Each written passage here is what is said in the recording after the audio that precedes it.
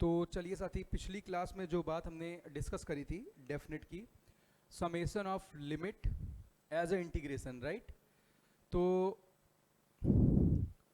बच्चे एक प्रॉब्लम से स्टार्टिंग करने से पहले उस बात को थोड़ा सा रिवाइज करते हैं।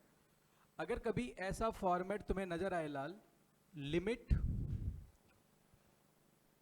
Sigma f of r divided by n into 1 divided by n, और बच्चे यहां पे r बराबर मान लिया फाई एन से साई एन तक वेरी कर रहे हैं। आपको ये सब फंक्शंस याद आ रहे होंगे, यहां पे कुछ a n आया था, ऊपर b n माइनस 1 आया था, ठीक है। Limit n goes to infinity. ऐसी बात बच्चे अगर आपको मिलती है तो ऐसे केस में बच्चे सिग्मा को रिप्लेस कर दिया जाएगा इंटीग्रेशन से। Integration from a to b, r by n कहे तो x, 1 बाई एन कहे तो dx। सवाल है a की वैल्यू का, तो बच्चे a की वैल्यू क्या आएगी?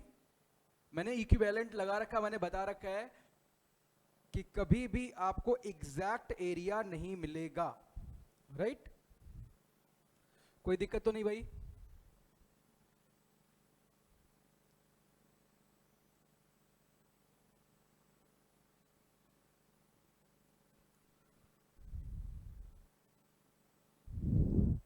चलिए, और बच्चे जो a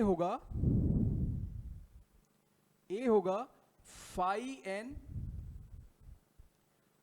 upon n, limit n goes to infinity. और बच्चे जो b होगा साथी psi n upon n, limit n goes to infinity. बताओ भाई साथियों, इतनी बात समझ आ रही है आपको?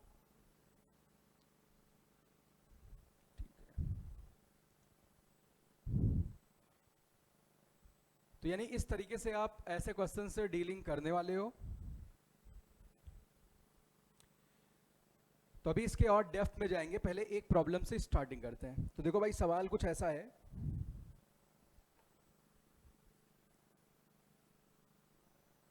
सवाल है बच्चे, यू हैव टू कैलकुलेट, या इंटीजर टाइप सवाल बनाते हैं, छोड़ो ये भाई इंटीजर टाइप क्वेश्चन है। ये बच्चे ऐसे दिया हुआ है, limit n goes to infinity sigma square root r equal to 1 to n, ऊपर ही मल्टीप्लाई में है sigma 1 divided by square root r बराबर 1 to n, sorry, upon sigma r equal to 1 to n, and if this limit is equal to मेरे बच्चे k upon 3, then you have to simply calculate the value of k. Then find the value of k. तब बच्चे आपको k की value बतलानी है।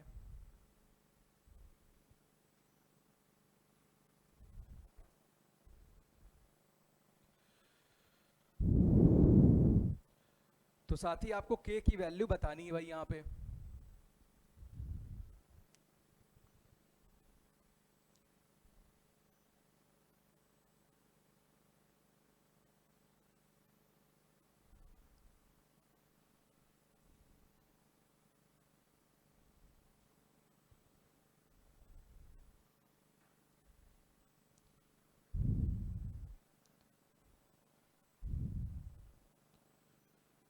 तो देखो बच्चे, सबसे पहले आप इसको किस फॉर्म में बदलोगे? वही f of r by n 1 by n के फॉर्म में बदलना होगा भाई। तो उस फॉर्म में बदलने के लिए साथी थोड़ा बहुत तुम्हें रीअरेंजमेंट करना पड़ेगा। थोड़ा बहुत बच्चे अपने को यहां पे रीअरेंजमेंट करना पड़ेगा।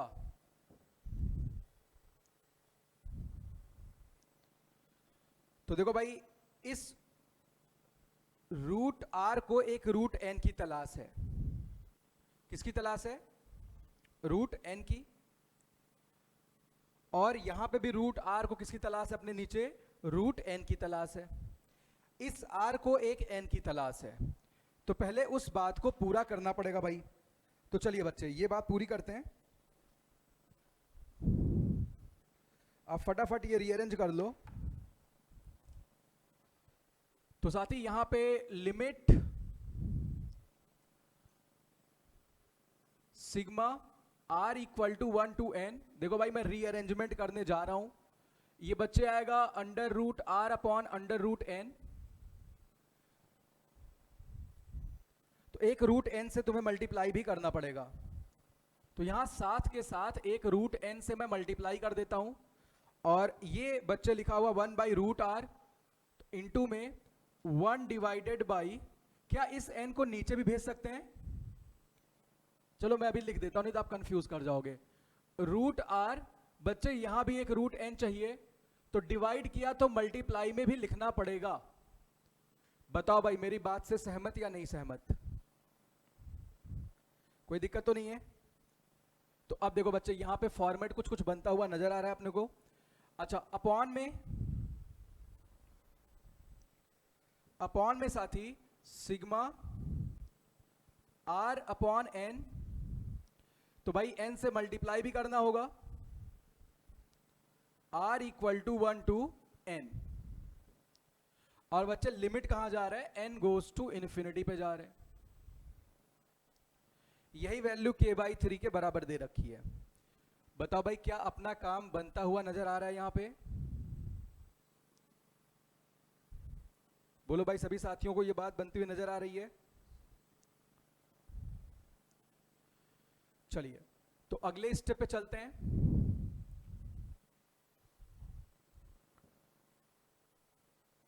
देखो बच्चे, जो ये r बाई एन है, इसको भी क्या चाहिए? एक 1 बाई एन चाहिए। क्या चाहिए? यहां भी r बाई एन है, इसको भी क्या चाहिए? 1 बाई एन। उसको भी 1 बाई एन चाहिए। सबको क्या चाहिए? 1 बाई एन। तो सबको 1 बाई एन दे देते हैं उधार। तो देखो भाई, limit n goes to infinity, और साथ ही इसको मैं कैंसिल आउट कर दूं, कोई दिक्कत तो नहीं है?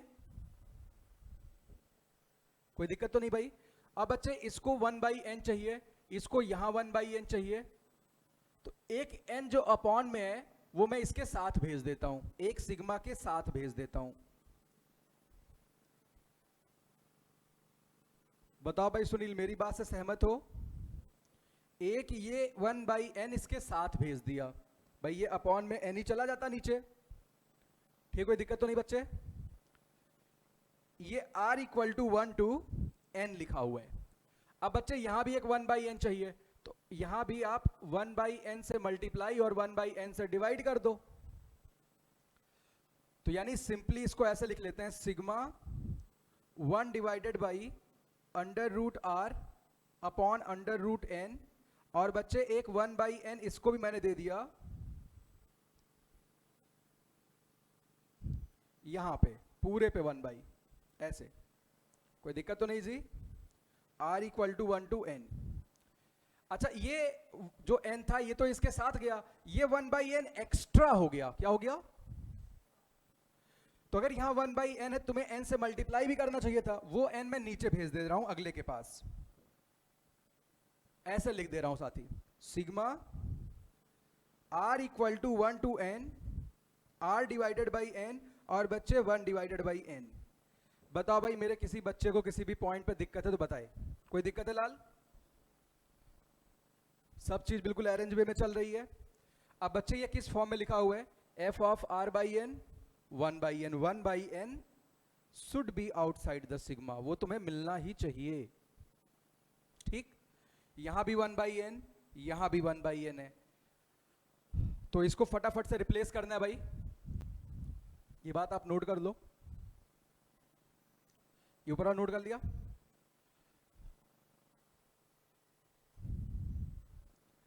तो देखो बच्चे, अब रिप्लेसमेंट करके मैं लिखने जा रहा हूं रूट आर बाई एन की जगह मेरे बच्चे, क्योंकि limit n goes to infinity जा रहे। अच्छा, अब लिमिट जो भी है, अगर सबकी लिमिट डेफिनिट आ जाए तो भाई आप लिमिट को डिस्ट्रीब्यूट तो कर ही सकते हैं। जैसे मैं कहूं limit of overall function, limit of overall function, और फिर इंडिविजुअल का लिमिट निकाल के मल्टीप्लाई कर रहे हो, तो कब सही था? जब इंडिविजुअल का लिमिट एग्जिस्ट करे। ये बात गौर कर पा रहे हो? जब मैंने कहा था if limit of f x x goes to a बराबर एल और limit of g x as x goes to a बराबर एम, तब आप f x plus g x को एल प्लस एम लिखते थे। लेकिन f x plus g x का एग्जिस्ट करे, इंडिविजुअल का करेगा जरूरी थोड़ी ना है। तो यहां पे इंडिविजुअल का कर रहा है तो पूरे फंक्शन का तो करेगा ही। तो बच्चे आप डिस्ट्रीब्यूट कर दो इस तरीके से। तो अब इंटीग्रेशन से रिप्लेस कर दिया जाए, कोई दिक्कत तो नहीं है?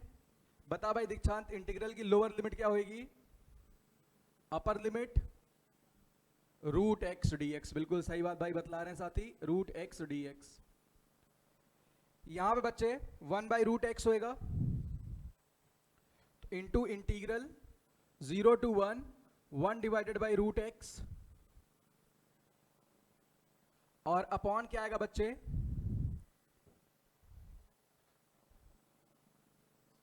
X d x.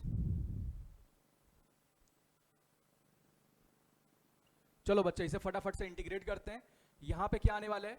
Root x लिखा हुआ है, तो मतलब एक्स पे power x raise to the power 3/2 into 2/3, क्योंकि 0 से 1 है तो बाकी एक तो 0 ही हो जाएगी लिमिट, तो सीधे वैल्यू लिखी जाए भाई। अंकित ये बात समझ आ रही साथी? तो 2/3। अच्छा बच्चे इसका क्या होगा? यहां पे x पे पावर -1/2 है, तो यानी x पे पावर -1/2 प्लस 1, और अपॉन में भी कितना होगा? -1/2 प्लस 1, 2 रूट एक्स। यानी सिंपली यहां पे 2 आएगा ना? बताइए भाई ये बात सही है? और बच्चे यहां पे कितना होगा? x²/2, तो 1/2 आ जाएगा। अरे भाई ये तो वैल्यू मिल गई 8 डिवाइडेड बाई 3, और k अपॉन 3 लिखा था। बता बच्चे k की वैल्यू कितनी होनी चाहिए? 8। सो k शुड बी 8।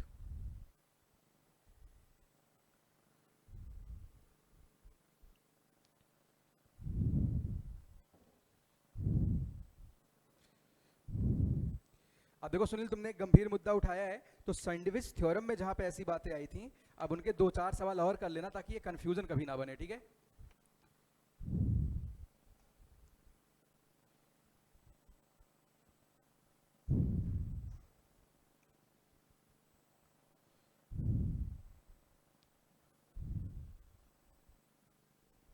आगे चलें।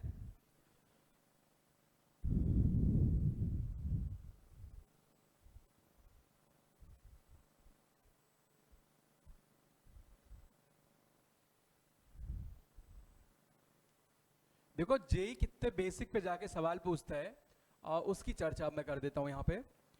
तो आप एक हेडिंग लिख लो, role of upper and lower bound, upper and lower bound,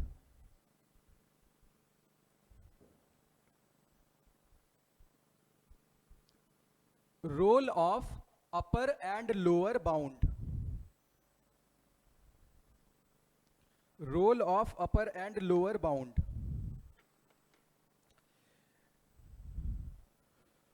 तो बच्चे मैं यहां पे एक बहुत ही रैंडम सा पिक्चर को कंसीडर करता हूं। सपोज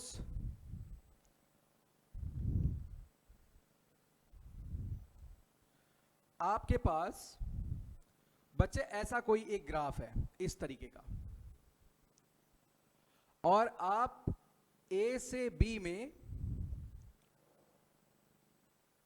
इस ग्राफ और एक्स एक्सिस के बीच में बाउंडेड एरिया कैलकुलेट कर रहे हो। अच्छा, साथ के साथ एक दूसरा भी पॉसिबल पिक्चर मैं बना लेता हूं। ये वाली बात आप साथ साथ नोट करते रहो। साथ के साथ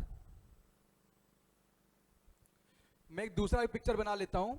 यहां पे स्ट्रिक्टली डिक्रीजिंग फंक्शन लिया, एक केस में स्ट्रिक्टली इंक्रीजिंग फंक्शन मैं ले लेता हूं।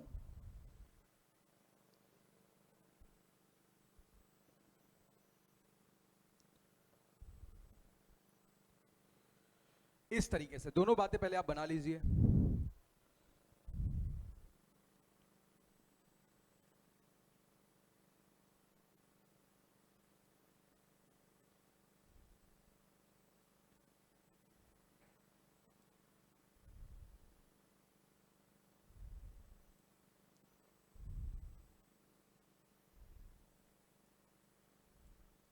चलिए अब ठीक है,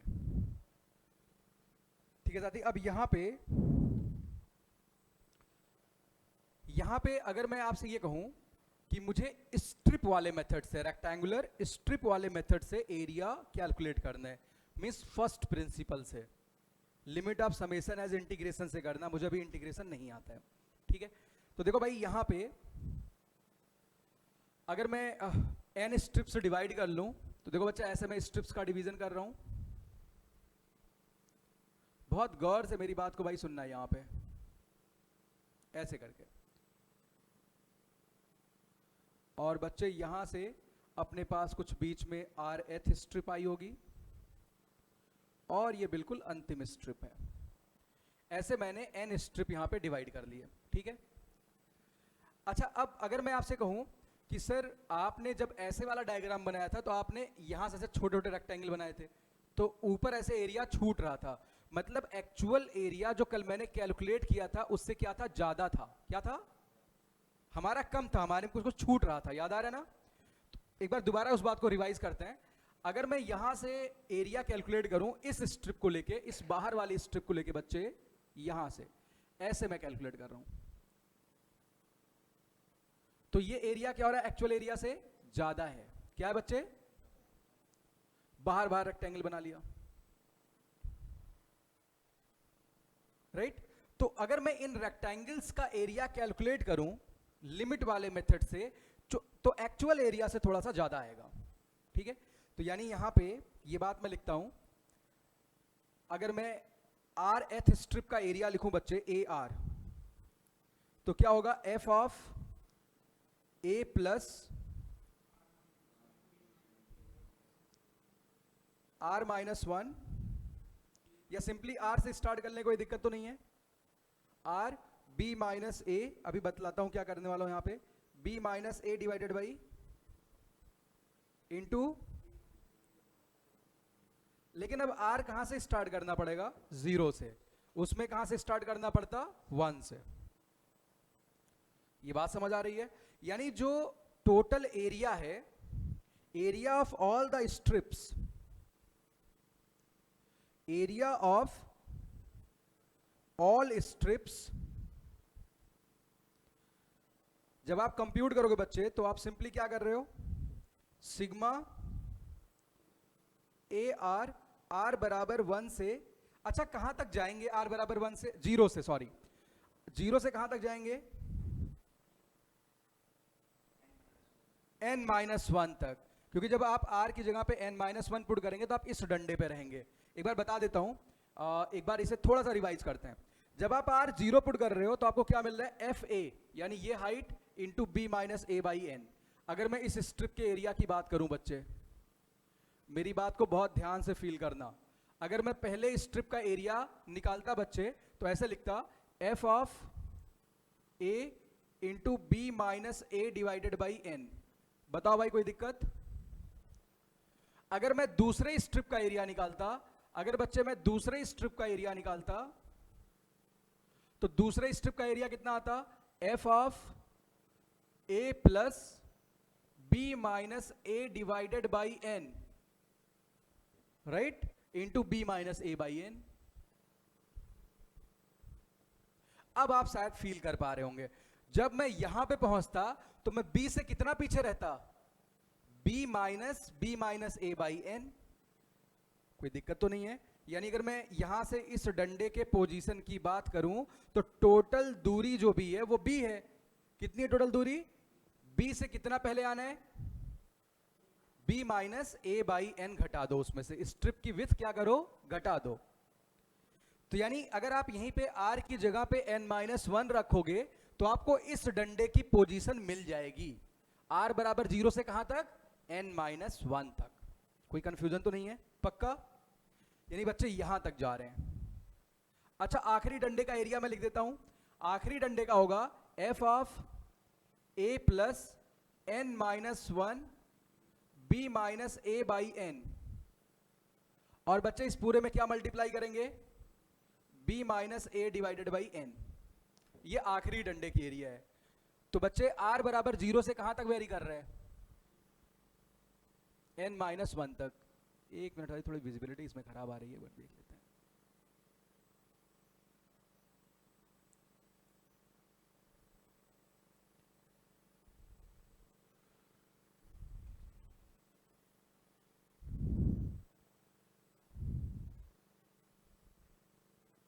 ठीक है भाई, यहां तक कोई दिक्कत तो नहीं है?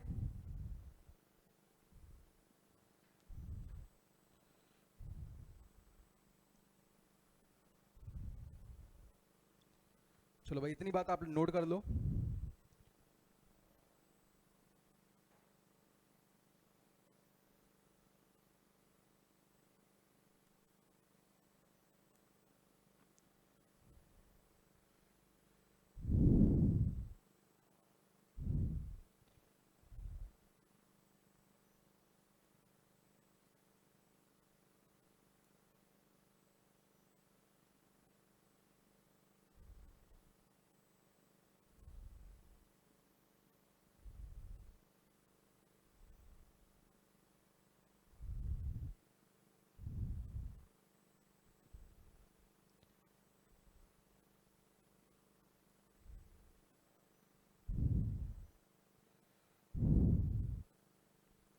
इतनी बात नोट कर ली साथी?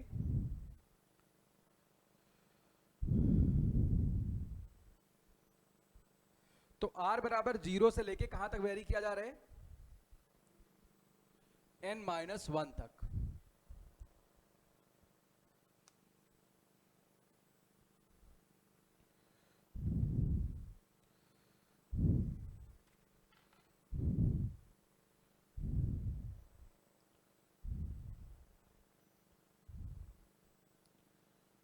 तो हाल चाल खूब बढ़िया है, कोई दिक्कत? अच्छा, area of all the strips. तो ये बेसिकली मैं कौन सा एरिया निकाल रहा हूं? This is basically upper bound.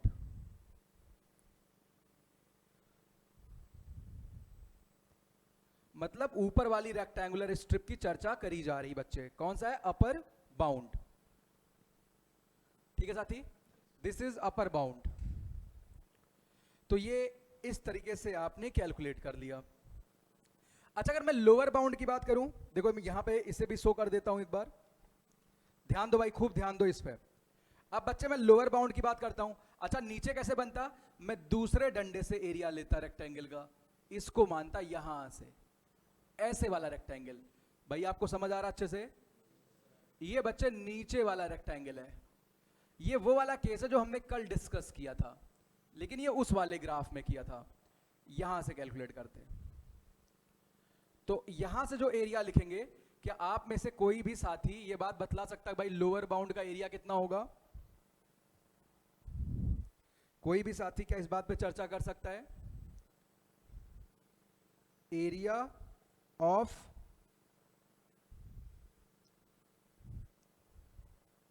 Lower strips. कोई भी साथी क्या इस बात को बतला सकता है? एरिया ऑफ लोअर स्ट्रिप्स अगर टोटल निकाला जाए तो कैसे लिखेंगे भाई? Sigma a r equal to one से कहां तक जाते? एन तक जाते। ये बात अच्छे से समझ आ रही बच्चे? इसका मतलब जो एक्चुअल एरिया है वो इन दोनों एरिया के बीच में रहेगा। ये बात समझ आ रही है? जो एक्चुअल एरिया है वो लोअर बाउंड और अपर बाउंड के बीच में रहेगा। ठीक है, तो यहां पे भाई ये बात लिख लेते हैं। ये सब नोट कर रखा है, कोई दिक्कत तो नहीं है?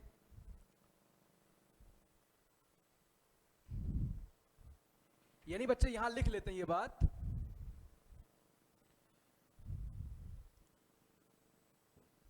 यानी जो एक्चुअल एरिया है,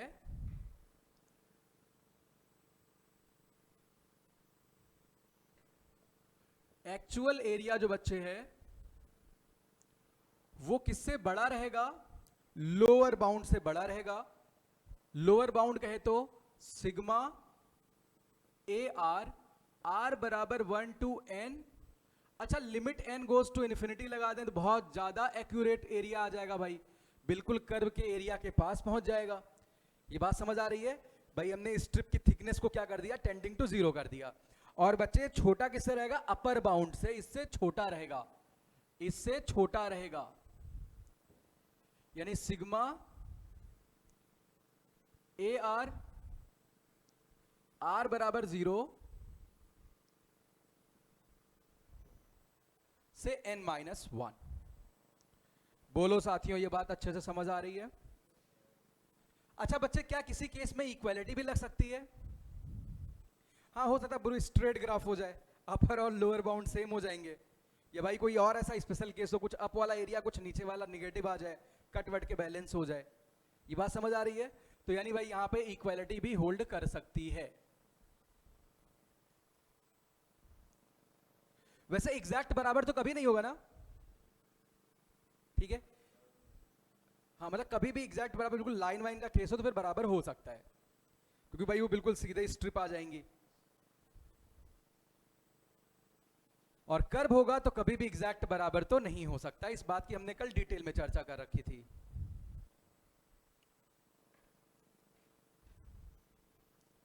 अच्छा, इस केस में अपर बाउंड कैसे बनाते अगर ऐसा ग्राफ होता?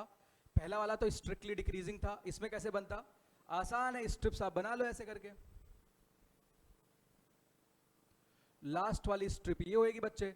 अपर बाउंड की बात करें तो इधर यहां से चलेंगे ना, इस साइड से या ऊपर से, ऐसे ऐसे, मतलब इधर से मिला रहे हैं, समझ आ रहा जी? इस तरीके से। और इधर से मिलाएंगे तो कौन सा बाउंड आएगा? Lower bound. सभी लोग फील कर पा रहे हैं? आप लास्ट वाले से भी स्टार्ट कर सकते हो, ऐसे बनाना शुरू कर दो, इधर से ऐसे करके ज्वाइन करो, क्योंकि इधर वाला डंडा धीरे धीरे ऊपर वाला है, जैसे आगे बढ़ रहे हैं, इधर से छोटे की तरफ आओ,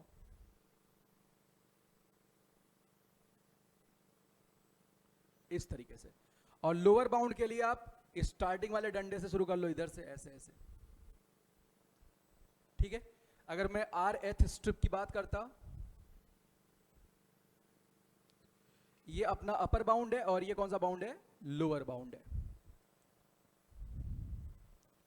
कहीं पे कंफ्यूजन तो नहीं है? क्योंकि इन सब में हम विजुलाइज करने में गलती करते हैं, फॉर्मूलों को याद कर लेते हैं। तो अभी मैं आता हूं जेई के एक्चुअल प्रॉब्लम पे, आप खुश हो जाओगे सवाल देख के। तो ये पिक्चर होपफुली सभी बच्चों को खूब ढंग से समझ में आ गया है। अच्छा, ये सब लिमिट क्या निकाल पाएंगे भाई? काम ही इस पे किया इतना, लिमिट क्यों नहीं निकाल पाएंगे? दोनों की लिमिट निकाल पाना बहुत आसान है। अच्छा, जब इन्फिनिटी पे दोनों की लिमिट निकालेंगे तो मैथमेटिकल रिजल्ट क्या बताएगा? कि दोनों बराबर आ रहे हैं। क्या आ रहे हैं? क्योंकि भाई जब आप इसको रिप्लेस करोगे 0 से 1 में बन जाएगा इंटीग्रेशन, तो मैथमेटिकल रिजल्ट क्या बतलाएगा? दोनों बराबर आ रहे हैं, अपर और लोअर बाउंड। मतलब बराबर नहीं हो, अप्रोक्सीमेटली बराबर होते हैं, बराबर नहीं है। बड़ा तो अपर बाउंड ही रहने वाला है थोड़ा बहुत, समझ गए ना? तो यहां पे कैलकुलस का एक बहुत बड़ा ड्रॉबैक है, वो दोनों को बराबर बतलाएगा जब आप इंटीग्रेट करोगे।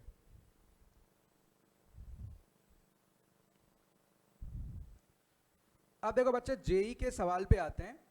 मोर देन वन चॉइस का प्रॉब्लम है,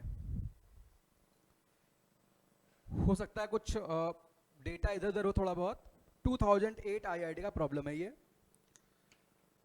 क्वेश्चन है साथी, अगर किसी को ये लॉजिक ढंग से नहीं पता ना, तो सही से कर तो नहीं पाएगा इस सवाल को।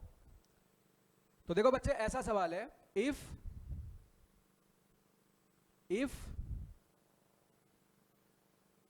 I n equals sigma,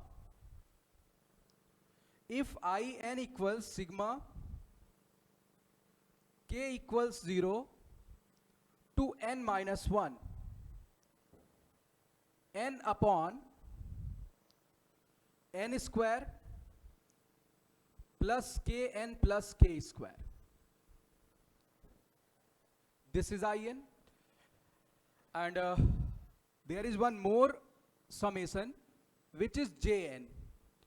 Jn equals sigma k equals 1 to n upon n square plus kn plus k square। ठीक है लाल, पूरी बात अच्छे समझ आ रही है? कोई दिक्कत? तो बच्चे आपको बताना है कौन सा सही ऑप्शन है। Then which of following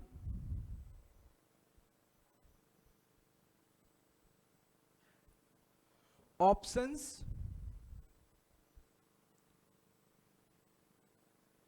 is oblique are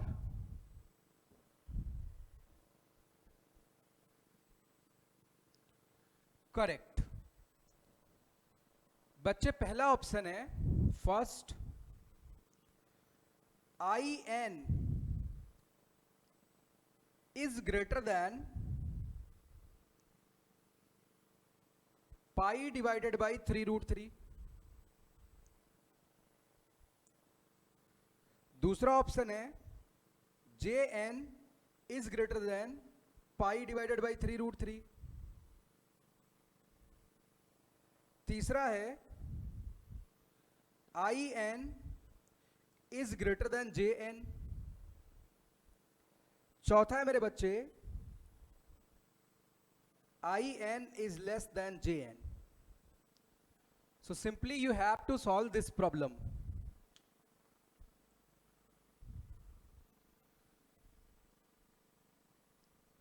तो बच्चे आपको ये सवाल करना है।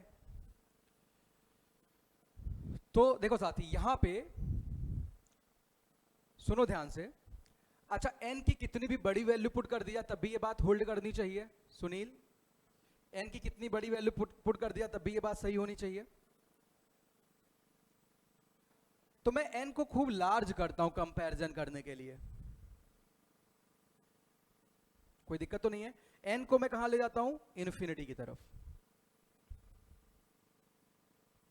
तो जब n को इन्फिनिटी की तरफ ले जाएंगे तो मुझे नजर आ रहा है limit of summation as integration बनने वाला है।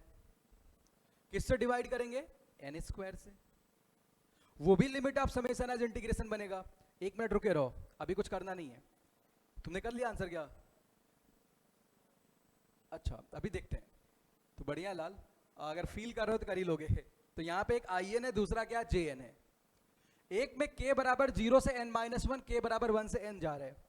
तो नादान साथी जिनको जो फॉर्मूले पे काम करते हैं कि limit of summation as integration, कैसे लिमिट को मिस सिग्मा को इंटीग्रेशन से रिप्लेस करते हैं, वो इसका आंसर नहीं कर पाएंगे। जिसको भी अपर बाउंड और लोअर बाउंड सिस्टमैटिकली समझ में आया वही इसका आंसर करेगा, बाकी से नहीं होगा, पक्का गलत करेंगे। तो देखो बच्चे क्या करने वाले हैं यहां पे, ध्यान दो लाल। सबसे पहले किसी एक साथी को पकड़ा जाए। सबसे पहले किसी एक साथी को पकड़ लेते हैं, इसी को लेते हैं आई एन वाले को। तो देखो बच्चे, मैं आई एन को कुछ ऐसे लिखने जा रहा हूं। आई एन बराबर, मैं एन स्क्वायर से ऊपर नीचे डिवीजन कर देता हूं। तो बच्चे सिग्मा के इक्वल टू 0 से n-1 और 1 divided by 1 plus k divided by n plus k square divided by n square. और मेरे लाल साथ साथ और क्या आने वाला है? 1 डिवाइडेड बाई, साथ साथ और क्या आएगा भाई? 1 डिवाइडेड बाई n। कोई दिक्कत तो नहीं बच्चे?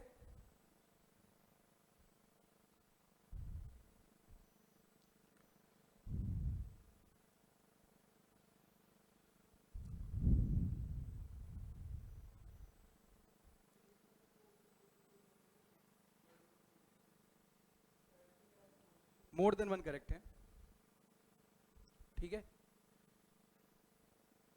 तो देखो बच्चे, अब ये हमें कैलकुलेट करना, हमने कहा भाई हम इन्फिनिटी n को खूब बड़ा करके कैलकुलेट करते हैं, राइट। तो बच्चे लिमिट, यहां पे आप सवाल में ये मेंशन कर लेते कि जो n है, n क्या है? 1 2 3 dot dot dot dot dot like this. तो मैंने n को खूब बड़ा कर लिया, वहां से अपने लिए कैलकुलेशन करना थोड़ा आसान हो जाएगा। तो बच्चे अब मैं इस इंटीग्रेशन को सिग्मा को इंटीग्रेशन से रिप्लेस करने जा रहा हूं, तो बच्चे 0 से 1 यही बनेगा ना? बताओ भाई दीक्षांत। 1/n कहे तो dx upon 1 plus x square plus 1 plus x square, ऐसा कुछ। सही मामले में ये बात पता चल गई कि जिस फंक्शन की एनालिसिस तुम कर रहे हो वो 1 divided by x plus x square plus 1 लिखा हुआ है। कैसा फंक्शन होगा? स्ट्रिक्टली इंक्रीजिंग या डिक्रीजिंग? क्योंकि भाई ये देखना पड़ेगा ना, इंक्रीजिंग और डिक्रीजिंग में अपर बाउंड और लोअर बाउंड अलग अलग आने वाले हैं। ग्राफ का तो पता होना चाहिए ना।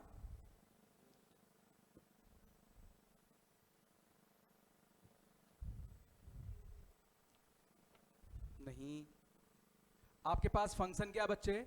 आपके पास फंक्शन है 1 divided by 1 plus x square. आप इसका डेरिवेटिव देख लो तो बच्चे एफ डैश एक्स क्या होगा? एफ डैश एक्स आप चेक कर लो, निगेटिव आ रहा है। क्या आ रहा है बच्चे? वैसे भी आप एक्स को बढ़ा रहे हो तो आउटपुट आपका डिक्रीज कर रहा है, राइट? ये कैसा फंक्शन हुआ? Strictly decreasing. सुनील, ये बात समझ आ रही है? 0 से 1 में आप चेक कर लीजिए, स्ट्रिक्टली डिक्रीजिंग फंक्शन है। कोई समस्या तो नहीं लाल? तो इसका मतलब ये ग्राफ ऐसा कुछ रहा होगा, जिस फंक्शन की बात करी जा रही है उसका ग्राफ बच्चे ऐसा कुछ रहा होगा।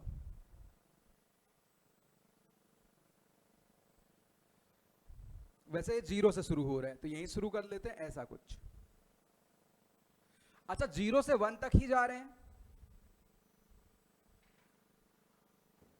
ऐसा रहा होगा बच्चे। कोई दिक्कत तो नहीं है?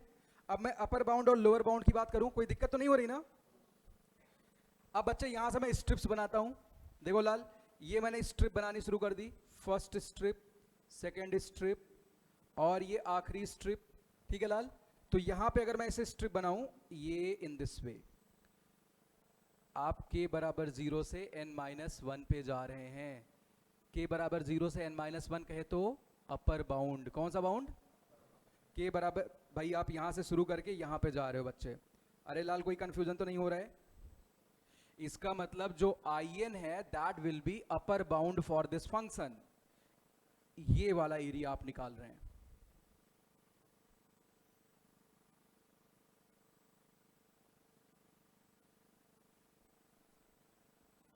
कोई समस्या तो नहीं बच्चे? अच्छा, तब jn क्या था? Lower bound. 1 से n तक गया था बच्चे। अगर मैं jn की बात करता तो jn आपका दूसरा लोअर बाउंड था। कोई दिक्कत तो नहीं साथी यहां तक? तो इसका मतलब जो आप इंटीग्रेट करके अब एरिया यहां से निकाल रहे हो, in उस एरिया से क्या रहेगा? बड़ा। in क्या रहेगा? उस एरिया से बड़ा रहेगा, क्योंकि अपर बाउंड है। वो थोड़ा सा ये वाला पार्ट उससे ज्यादा आएगा। चलिए इसे जरा इंटीग्रेट करिए, कर लोगे आप लोग? कितना आ रहा है यहां से? लिमिट पुट कर दो, देखो π/3√3 आ रहा होगा। सभी लोग कर पाओगे ना? सभी लोग कर पाओगे बच्चे इसे? π/3√3 आ गया। ये in क्या होगा? π/3√3 से बड़ा रहेगा। Why? Because in is upper bound. तो यहां लिख लो, सिंस in is upper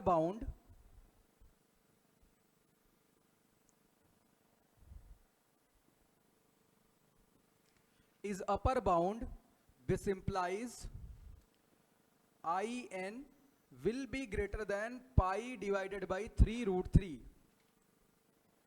और बच्चे अगर मैं jn की बात करूं तो jn क्वाइट ऑब्वियस है।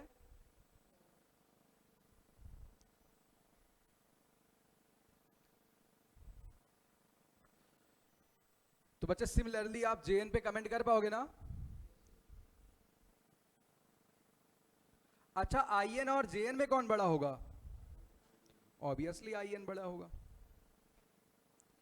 बताओ भाई, कल की इस बेसिक क्लास का पावर पता चल गया? तो बतलाइए आप कौन कौन सा ऑप्शन करेक्ट होएगा बच्चे?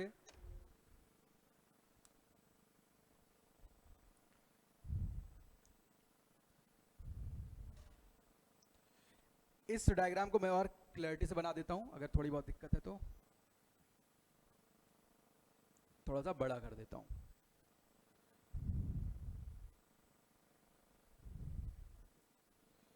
ये ऐसा कुछ ग्राफ था,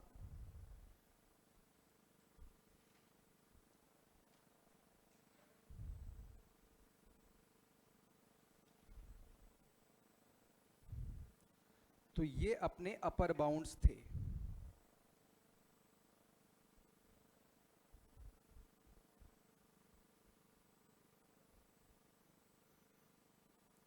जो हम k बराबर 0 से n-1 तक के लिए ले जा रहे हैं। और अगर मैं दूसरे की बात करूं तो दूसरा लोअर बाउंड होगा बच्चे, वो यहां से स्टार्ट होगा, 1 से स्टार्ट होएगा, k इक्वल टू 1 से। मेरे इंपॉर्टेंट यही है कि आप पूरी बात कनेक्ट कर लो बस। ये लोअर बाउंड है नीचे वाला, यानी जो अब यहां पे कर रहे हैं दिस इज लोअर बाउंड।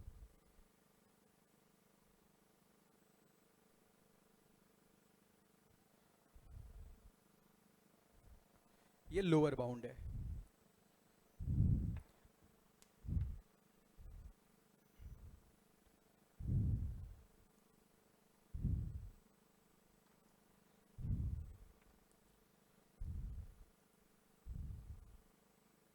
पूरा पिक्चर खूब अच्छे से क्लियर है।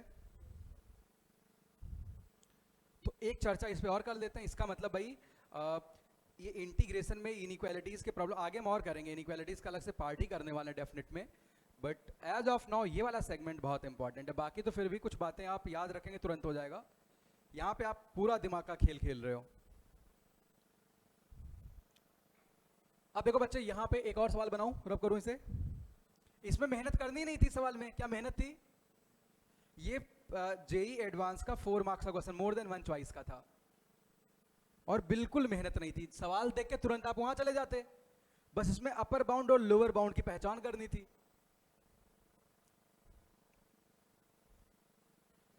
तो देखो बच्चे, अब अगले सवाल की बात करते हैं।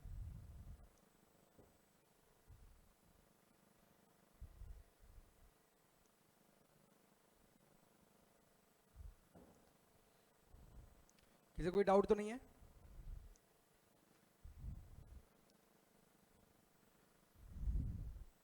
तो देखो लाल, नेक्स्ट प्रॉब्लम लिखते हैं। एक और क्वेश्चन इस पे करते हैं। तो ये प्रॉब्लम मैं खुद से बनाता हूं। ये मेरा क्वेश्चन हो गया भाई। इफ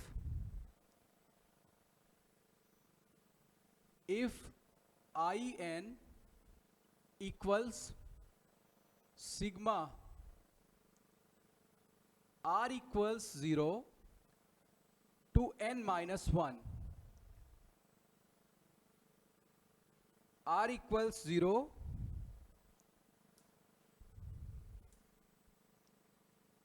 to n-1,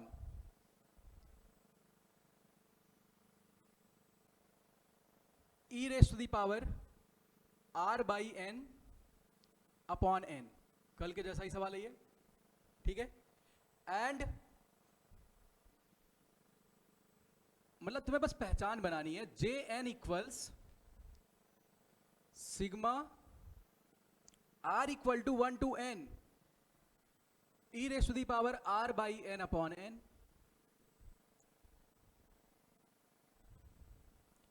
जहां पे बच्चे n ऐसे नंबर्स हैं 1 2 3 dot dot dot dot dot, and you have to compare I N and J N. अच्छा, ये e पे पावर कैसा फंक्शन बनेगा? x बनेगा। और बच्चे आपको e पे पावर x का तो पूरा मामला पता है, अच्छे से पता है कि भाई जो e पे पावर x है, जो e पे पावर x है वो कुछ ऐसा दिखता है। अच्छा, आप 0 से किसकी तरफ जा रहे हैं? 1 की तरफ। तो बच्चे यहां पे e पे पावर x ऐसा कुछ है। थोड़ा सा ग्राफ को मैं और स्टिप कर देता हूं।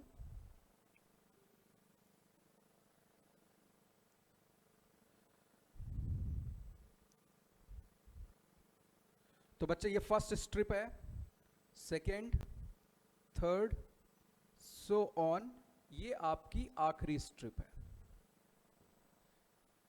जब आप r बराबर 0 से स्टार्टिंग कर रहे हो, r बराबर 0 कहे तो बिल्कुल पहले वाला डंडा यहां से रेक्टेंगल की हाइट ली है, आप n-1 तक जाएंगे, ये आएगा। इसका मतलब कौन सा बाउंड? Lower bound. ये जो मैं बना रहा हूं ये लोअर बाउंड है। अच्छा, ये लोअर बाउंड किसका एरिया है? IN है भाई।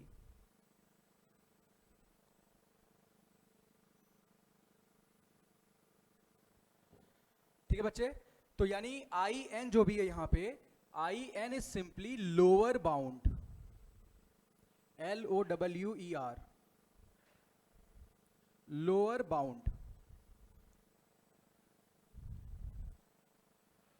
और अगर अब मैं JN की बात करूं बच्चे, तो JN कौन सा बाउंड है? Upper bound. अब आप सभी लोग अच्छे से फील कर पा रहे हो ना? कोई पूछेगा बतला दोगे रिक्शे वाला भी? अरे तुम लोग फेंकते हो, आदत तो खूब ज्यादा।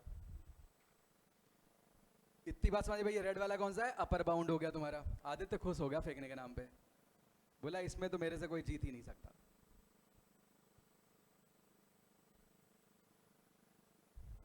आदित्य कहे तो चूरमा मैन। ये तो JN का मतलब बच्चे अपर बाउंड।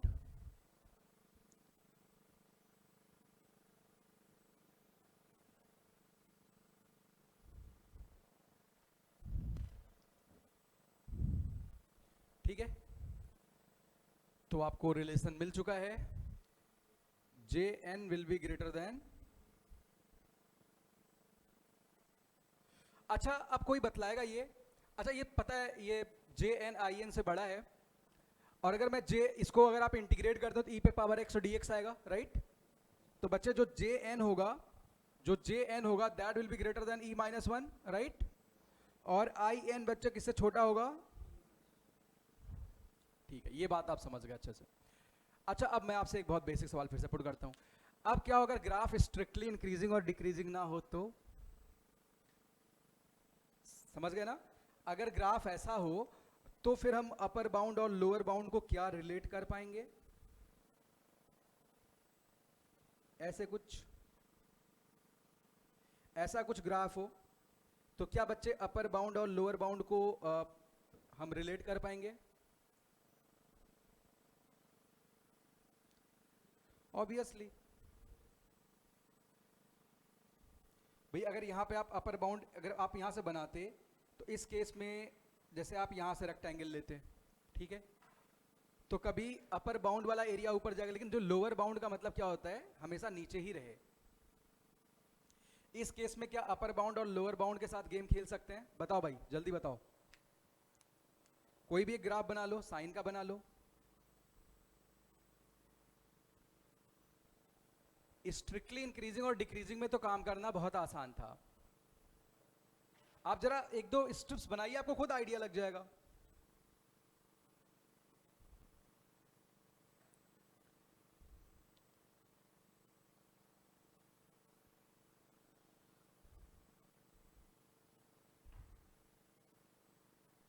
क्या बन रहा है साथी?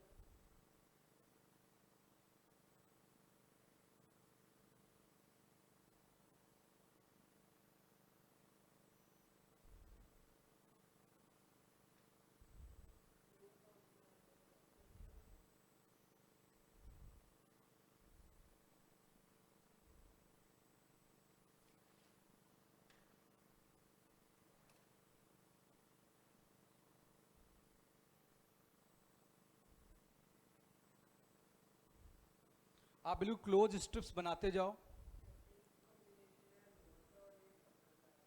बिल्कुल, मतलब पूरा कॉम्बिनेशन एक साथ चल रहा है सिस्टमेटिक कॉन्टिन्यूअस वे में।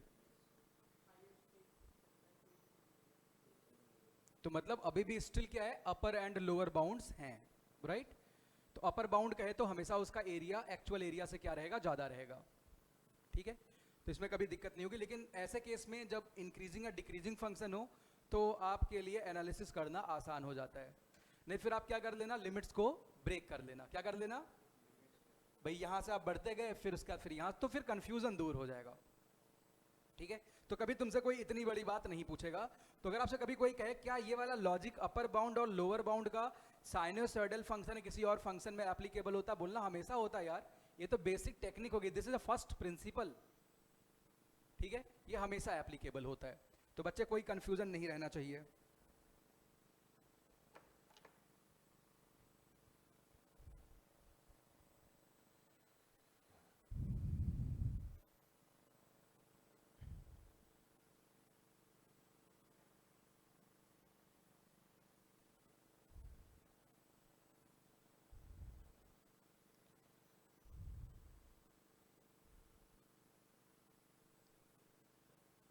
तुम्हारी दूसरी क्लास किस चीज़ की अभी?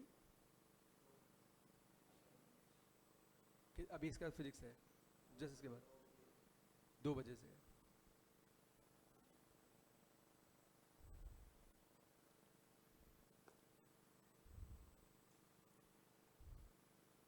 तो ये वाला part limit of summation as integration वाला पार्ट बच्चे यहाँ पे मैं कंप्लीट करता हूँ। इस पे बहुत सारे सवाल हम बना सकते हैं, लेकिन अब आपको बेसिक आइडिया लग गया कि कैसे सिग्मा को इंटीग्रेशन में बदला जाता है, ठीक है। और जब आप सिग्मा से इंटीग्रेशन में आते हैं तो आपके पास स्ट्रिप लेने की 2 चॉइस होती है, either you go towards the upper bound या फिर लोअर बाउंड से आप कैलकुलेट कर सकते हैं। दोनों में क्या अंतर है वो भी आपको पता चल गया, ठीक है।